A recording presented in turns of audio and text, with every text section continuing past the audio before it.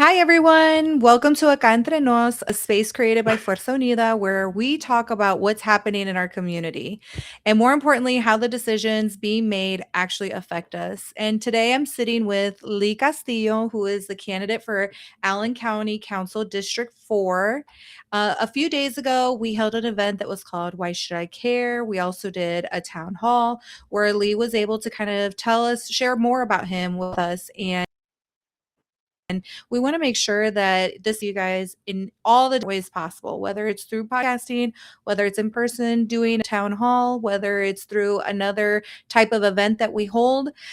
So we are really working towards making sure we are all connected in this community of ours. So today, we're just going to go through some of the questions that we asked Lee during the town hall, and we're really hoping that this gives you an opportunity to get to know him a little bit better. So, welcome, Lee.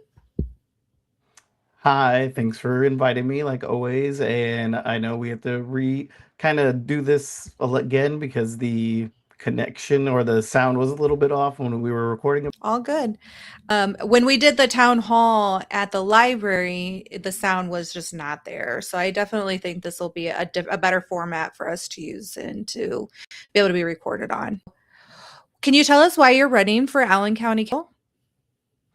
So I'm running because I believe that we need people at every level of government that, really care about working class people. And the main problem I've had with, all the levels basically, and every politician, or not every, most politicians have been that they forget, what it's like to have the everyday struggles of regular people. And they forget what it's like to have terrible benefits and unpredictable work hours and jobs that just don't allow for childcare. So, I was in the Mhm. guard and in the army, and I relied on my drill pay and my benefits to support my family. And then when I was a retail worker at Walgreens and I had to rely, like, the schedule was just completely unpredictable. I mean, from week to week, you'd have to plan very carefully. So it didn't work out for my family. And then when I was a teacher, I had a second job also being in the guard to help, support my family. And then it was just caused too much work and it caused a lot of burnout. But so when I talk about like helping working class people, the people I'm talking about are not like people that I've met really as much in the community as I'm thinking about my own lived experiences. And I want people who are working class people to know, like on the county council, that with me being there, that I will remember where the money came from and I remember who needs it the most. So that's why I'm running. Mhm. That's awesome. It sounds like you're just a regular working guy, just a regular dad, a regular husband, someone just like, you know, your next door neighbor type of guy. Yes, I don't really aspire to be anything more than that, but sometimes Mhm. you get called to do other things, which I'm sure uh, you know, feel the same way about your I position. I can definitely relate. There's been a lot of things that I've said, "I will never do," and here I am. Yeah. Okay, so what does the county council even do? I don't think I've ever sat through a county council meeting. I've been to a few city council meetings, but county council, who are they? The county council, I mean, it's very similar to the city council, but all you really need to know is they control the budget for the whole year. So they go over where the money is being appropriated for each department. They just had a big um, meeting, lasted pretty long, where they were going over each department, came through and told them how much they think they needed for the next year, and then they voted on it. And most of them are approved, but sometimes there's some discrepancies, or there's some, the council needs to know more. But like, there are parts where it's discretionary, and that's where I would be able to make the change. Like, just like with the city, they're voting on like the resource center. They might have, there might be more money in certain different pots depending on how it works out. So it's really just they vote on if something can really happen or if something can't. And then, depending on needs of the city or the residents, they help like facilitate funds going to people. Did you notice anything about the budget in that meeting that stood out to you? Um, there's actually there's a lot, I guess, that stood out, but to be honest, like I'm trying to, you know, catch up with where they're at. So there's so many different pieces that might have been Sure. carryovers from like the plans that they make are 10-year plans. So it's not like you're gonna come in and know every single thing that's happening. But some of the things that stuck out to me is I know um the state bill that was coming through, I think what SB 1, where they're talking about the taxes. So like the taxes are gonna be different. And then there was one part where they took $6 million in taxes, but then what they call them like circuit breakers, where they actually aren't gonna get that much money. So say I taxed you Hmm. $300, but then I'm only allowed to legally tax you 200. So like I really only get those 200, not the 300 that we planned on. Some things like that. So some of those things happen, and I can't remember the exact line items that they were in, but I believe it was the local income tax piece that they couldn't take as much taxes out as they wanted to. I see. I see. Okay. That's good to know.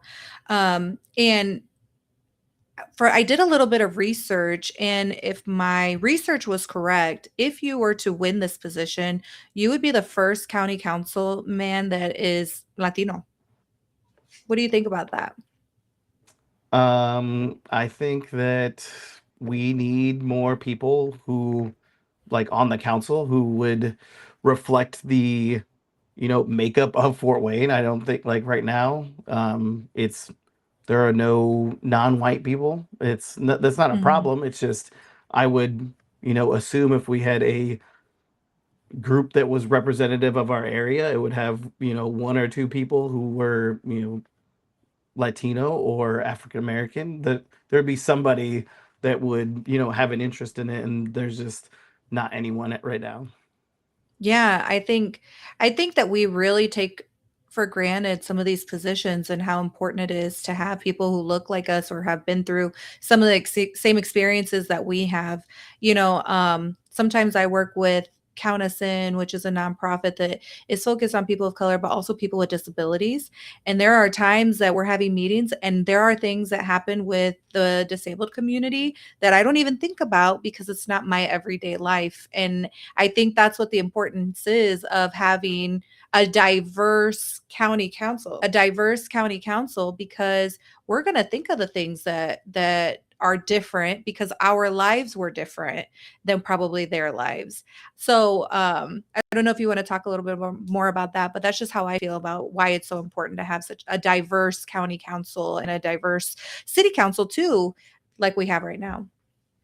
Yeah. Well, I mean, one of the things that concerns me is, they control the jails in the county.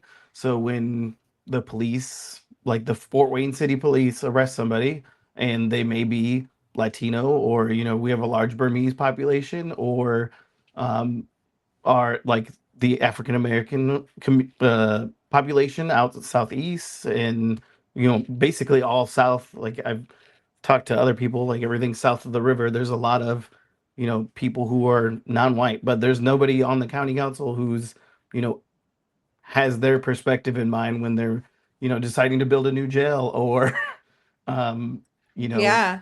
thinking Yeah. about the policies that are going in place for like drug related crimes and things like that, like everything else. So like I remember Mhm. actually, at the county, there's the drug court, and they have to assist the Burmese population and the Latino population, and they had to get translators. They got outside translators, but there it probably would make more sense if we had somebody who worked for the county. I mean, and that's Yeah. just one, like one instance, but um, it's just like things like that where it makes it way more difficult because you're not dealing with a person, like you're not my liaison. It's actually just this company who speaks Spanish, or Mhm. another language.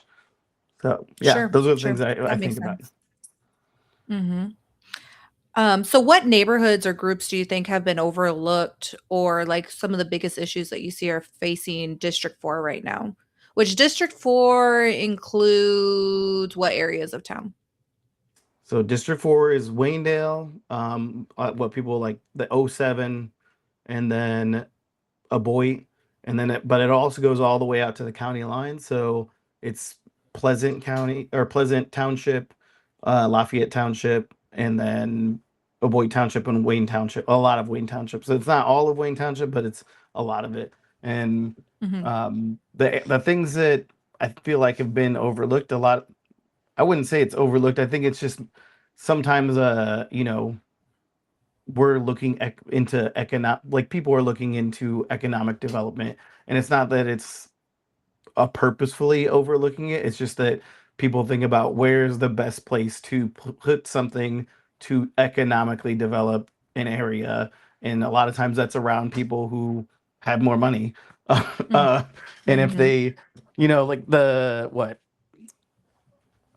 soccer stadium went up out here, Yeah. and Hmm. then there's been the hospital's gone up, and then they did block the quarry, and that was a thing where the residents didn't want it, so they actually stopped it, and they all gathered together and advocated for themselves, and there was like we'd seen it like 1,000 people down like Hmm. at a regular zoning area or zoning meeting, which I think is unheard of. So, Yeah. uh, Yeah. It's the so yeah, power of those, community. yeah. But I don't like. I think the areas that don't have those type of funds that do still need assistance, like do need economic development, which I think actually would create, in my opinion, the biggest impacts are places like you know right by the the Shawnee Library, where it's out south that way by Bishop Lures, like right there. There's things like the Southgate Plaza, like Hmm. everything, all that stuff could still be, developed into something else, but because there's not a lot of people who have, you know, lots of money out there, basically, it's not somewhere where everybody's looking for it. Sure. Sure. Okay. Now, one of the hot topics right now are these daggone flock cameras. I personally am not. My vote wouldn't be for Flock. I have certain reasons. I guess it would be I don't think that we've gained enough trust with the community that is here. I don't think that there's enough oversight on Flock nationally because what we just saw a few Hmm. weeks ago or this last week that somebody was tracked over state lines going back and forth, and they were charged with possession of marijuana, correct? So I mean, I know what they try to say, where it's like they're only going to use it if you're doing something bad, but I think technically he was going across the state line, did something legally, and came back. And I just think that it's in my opinion a little bit of a government overreach of and an invasion of privacy because I wouldn't want that much surveillance on everything that I do, so I just wouldn't want the same for anyone else. Yeah. Yeah, I totally agree. And then there's been also a few conversations about women and how the safety of women just in general. I mean, there are police officers or former police officers who have been using this information to track their exes and stalk them. And while you can't prevent everything, it's like it's so hard to know how to even trust these systems because what may be a good is also being used as a wrong, and that gets really tough. It gets really tough, I'm sure, for some of our county council and for our city council and for our police because in their minds they might be doing a good, but then once it's executed it doesn't always look that way. Yeah. I mean, I think that, like, I think what you're saying is, any kind of technology is a tool, and the main thing is how you use it. And we have to be careful for people who are going to be Mhm. granted, complete access to just looking up, where someone who might be, if it's, a girl that they like and they want to just find them wherever they're at. That's I would definitely feel less comfortable if I was, in that position.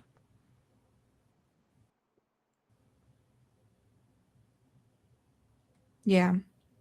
So how do they can they reduce crime if they use this type of system? I mean, there's all kinds of other ways that you can reduce crime.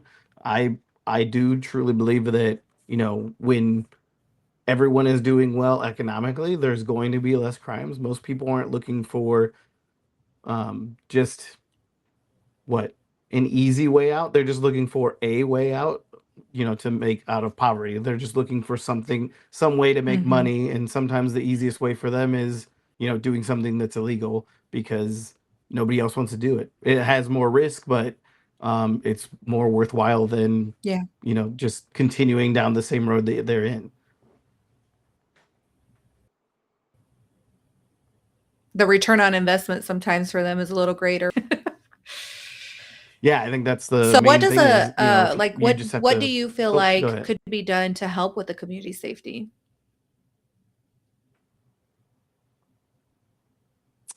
I think some of the main things are just like what the council would be dealing with, community projects with the city does a pretty good job of it. Like parks help do those type of things.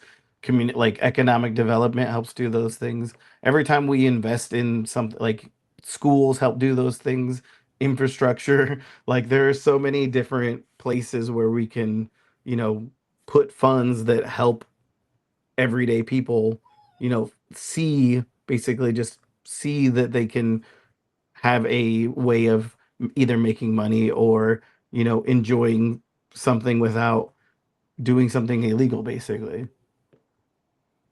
Mhm.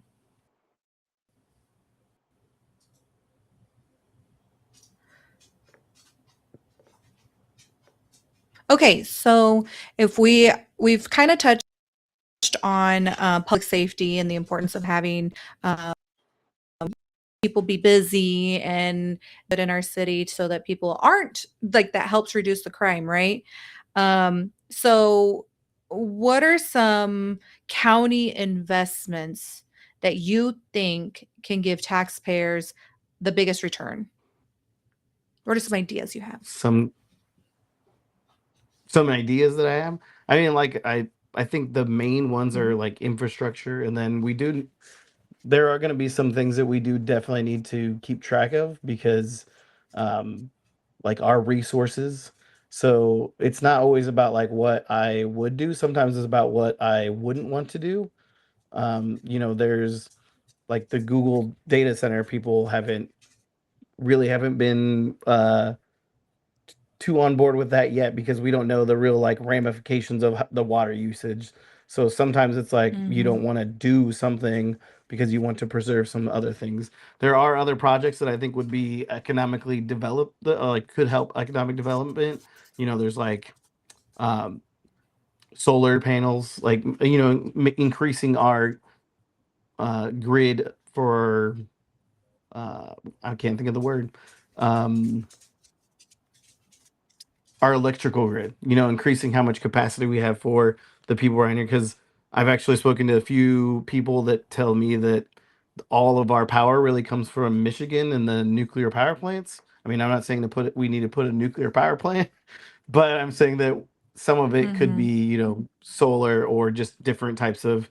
I mean, we drive past Allen County, right when you get into Ohio, there's a bunch of wind farm or windmills. So there's a wind Windmill. farm. So Mhm. it's something that like there's other things that we can be doing that would help spur development that isn't always just, you know, allowing a giant mega, corporation to put something here. It could be tiny little things like giving stuff to people in Southgate, giving I've never heard of a tax abatement to Southgate. So, but they do have like programs for things like that.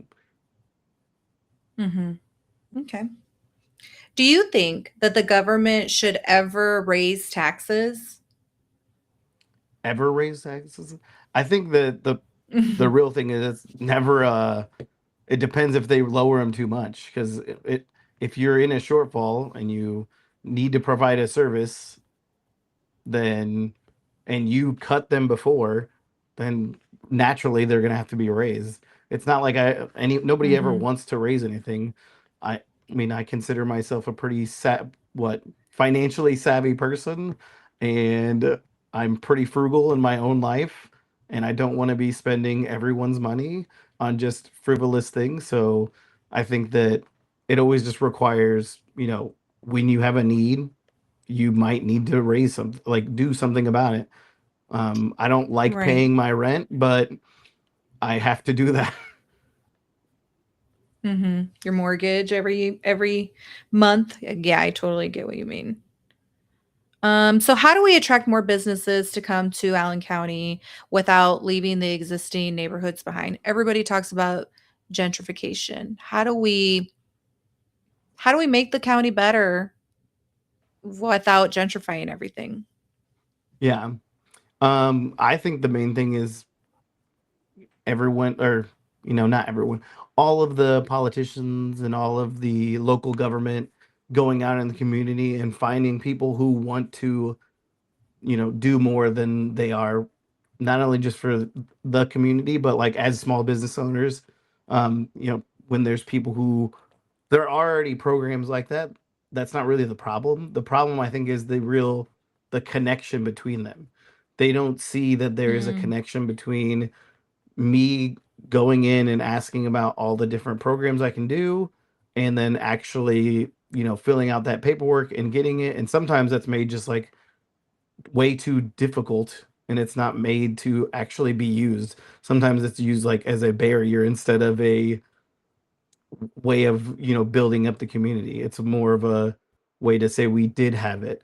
But there's, programs that I was just looking at where, like in Indiana, you can rent like houses to people who are require government assistance, and it doesn't have to be like a apartment or like certain house. Like you can rent it to them, and it depends on like their pay, how much, or their income, how much they can pay for um the house. So like in paying in rent. So, and I don't think there's even a lot of people who know about those type of things, because I would have never known about it. I know my family wasn't like the people who ever wanted to go get government assistance.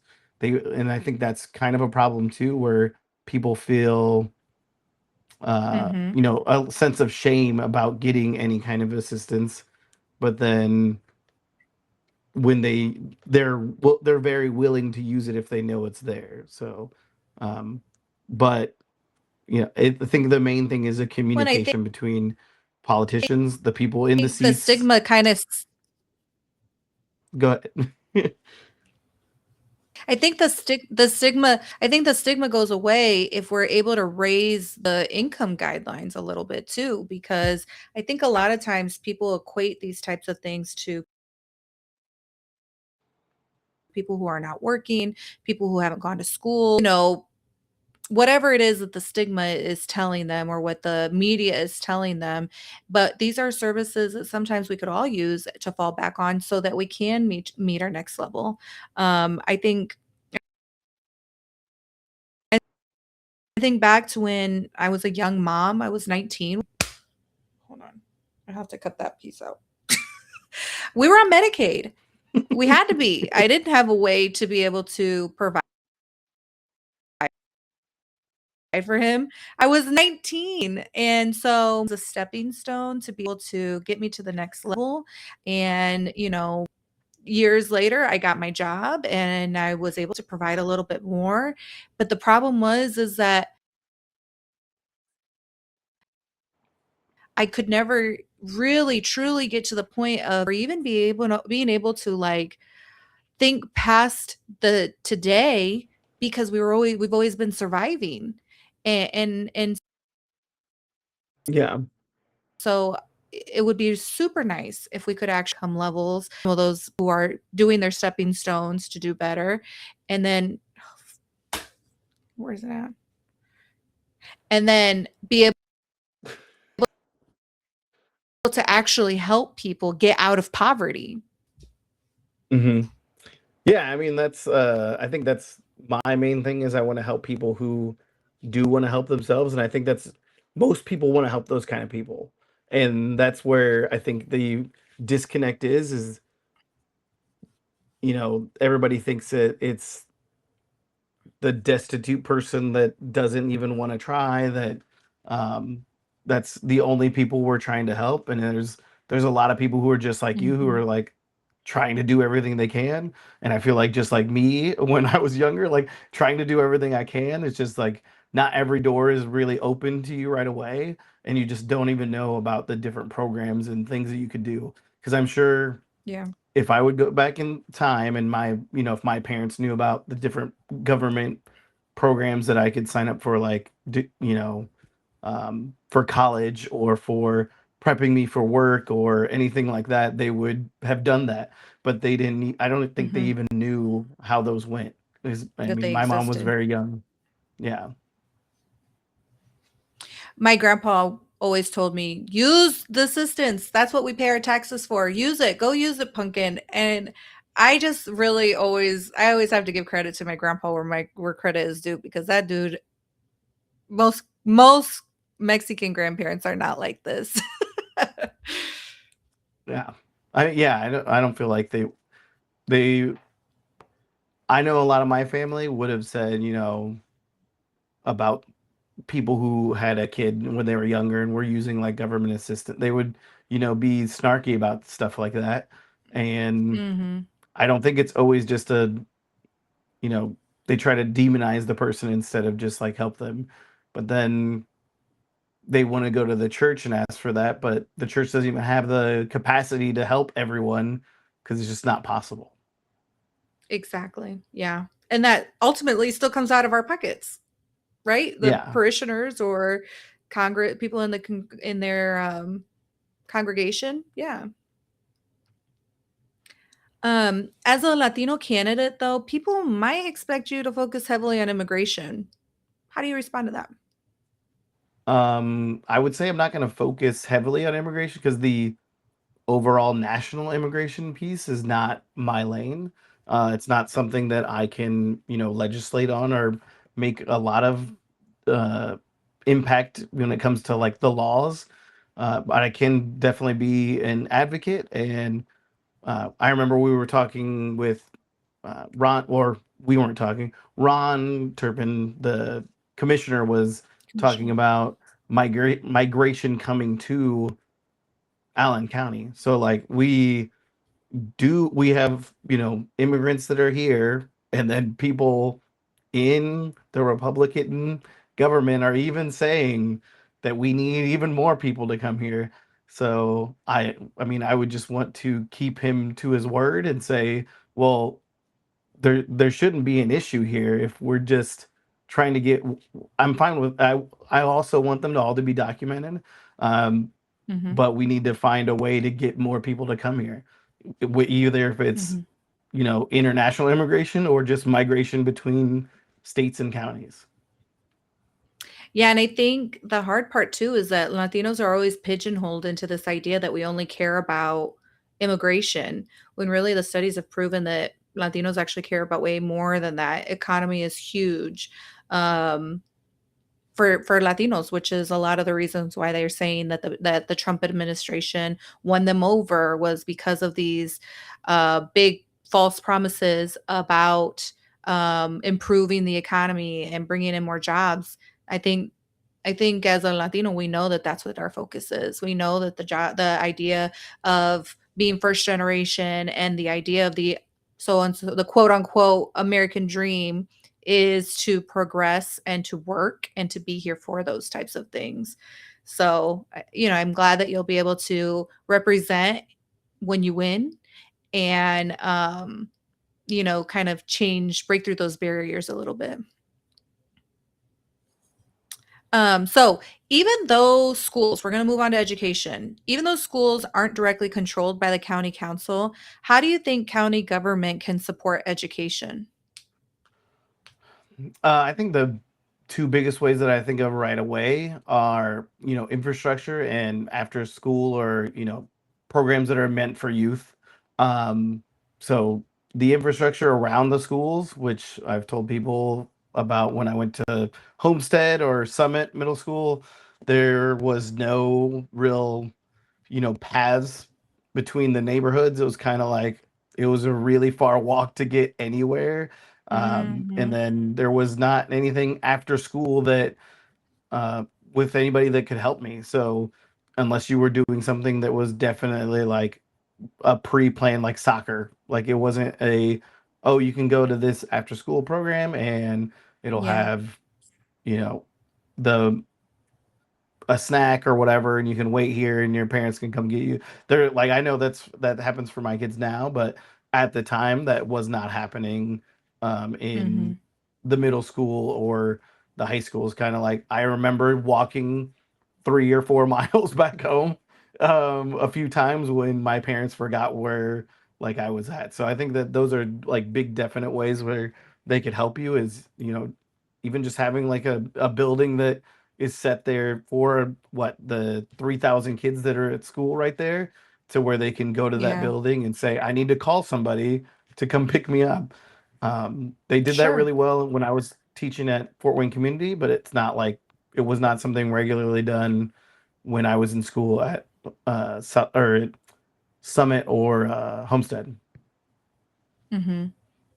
Yeah, and I don't think that people really truly take into consideration that education is like the teachers in the classroom are one piece of education, right? Education for an educational experience for a kid is encompasses so much. It's from the moment that they wake up in the morning and their parents' mood and their parents' mood is affected by all of the different things that are in place, like boundaries against them, and or then the kid gets up and he's getting dressed, and now we got to get the kid to school. And so, if there isn't good sidewalks to get them there, the food being able to be available for them to be able to have, if they can't afford to have food at home,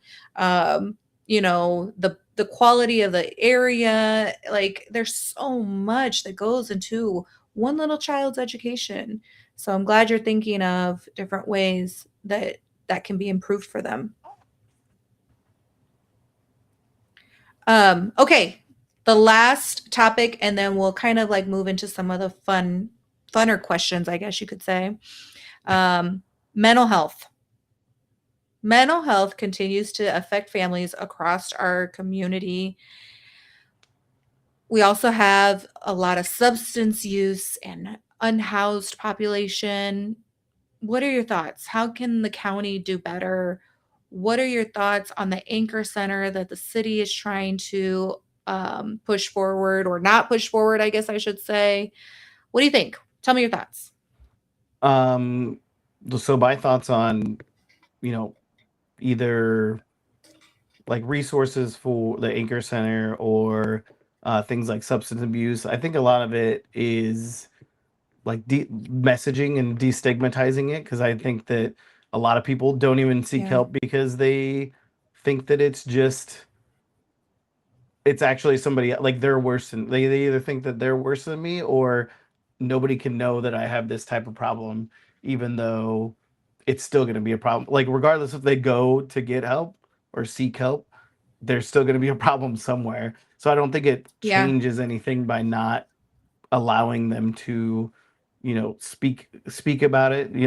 I know places have talked about like amnesty type things and um, you know, different drug clinics that where they have Mhm. them bring in like their used needles or things like that. Like they're gonna use the needles regardless.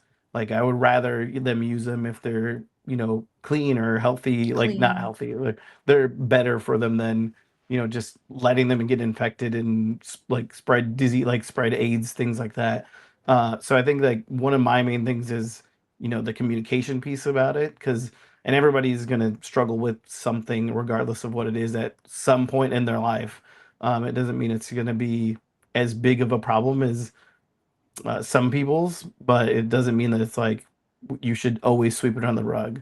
So I think that Mhm. mental health and substance abuse just need to be a lot less demonized than they have been, especially in Indiana, because around all the four states around us are selling marijuana, and people are, like I Mhm. said, with the flock cameras, are just going to the other states anyway. So it definitely needs to be like have a different viewpoint on it.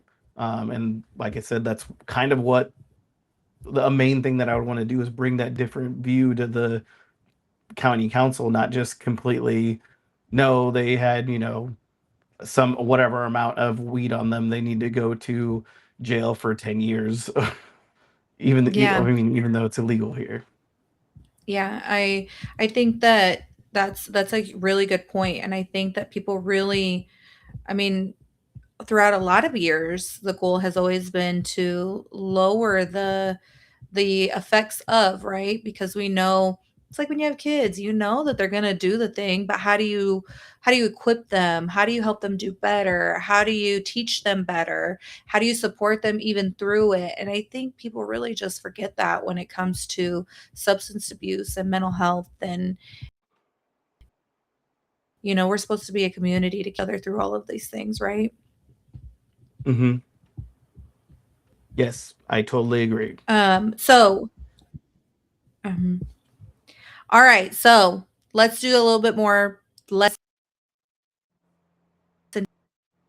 intense questions, but this is still a good. Why should they trust Okay. another freaking politician? We're all sick of hearing about politics. Yeah. I don't think anybody should just inherently trust a politician. They should hold them accountable. Um, I mean, I do have my record of being trustworthy, but that doesn't mean that you shouldn't still be on watch for whatever I'm doing. And I welcome criticism, and I would welcome people to, explain to me their thought process so I can, either explain mine or we can come to some, views on what I should be doing. So I really don't like the framing of trusting me. I always believe as citizens we should make sure we hold them accountable, and you know I should be working to do everything that I can for everyone that lives here.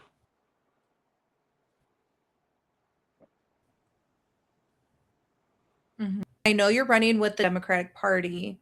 So if someone voted for Trump or they're typically a Republican, do you think they should still feel represented by you and vote for you? I think they should. I mean, I don't. Although running with the Democratic Party, that doesn't mean that's the only people I want to represent. Like I would want to make sure that everyone feels heard and understood. I That's not going to be possible that 100% of the people are going to feel heard and understood, but I will do my best to make sure that everyone knows that I'm listening to them, and it doesn't like we can have our disagreements, and I have, you know, there's people in my family, there's friends that I have who are, Republicans or voted for Trump or voted, you know, for Republicans, and I don't hate them. I want to get back to the point where we're only debating policies, not really like the ethics of a situation or things that just to me seem Mhm. like, we're not debating like the truth or the ethics of the matter. We're debating like the truth of the matter at this point. I would agree. If you could give a criticism to the Democratic Party, what would it be? But be careful, don't do too much now. No, I think the main criticisms of the Democratic Party, or I mean, and I actually don't think it's the Democratic Party. I think it's more the just people within the party, like not always knowing where they're at. Knowing that some people are further left or further right. Like I like to consider myself a common sense type person. So something that's common sense to me doesn't mean that it's always common sense to everyone else. And I can't always assume that they just know what I know and we should all be on the same level. So that's not always the way that it comes across though. Mhm. Sometimes we attack people because they have a difference of opinion, and that's not my type of leadership that I've ever had. I want to know why people have a difference of opinion, and I want to work with them as much as I can and try to fit them into the team that I'm trying to build. Yeah. All right. What's your favorite local restaurant? Ooh, that's too hard for just one. I mean, so if you're talking about like pizza in my area, especially, like I like Oli's Pizza. And then if you're talking about sushi, I like Asakusa. If you're Mhm. talking about burgers, like that's um Brava's. All Like right. there's You I was got like, some good local options. but if you're talking about fancy food that I want to go to no matter what, like if I wasn't my money, I would want to go to like Baker Street, which is out north. Mm, mhm, mhm. And flour tortillas or corn tortillas? Oh, corn for sure. Really? Yeah. Who Hmm. likes flour more? I mean, children do, but they don't count. It's funny because I actually heard that question on a Texan podcast that I listened to.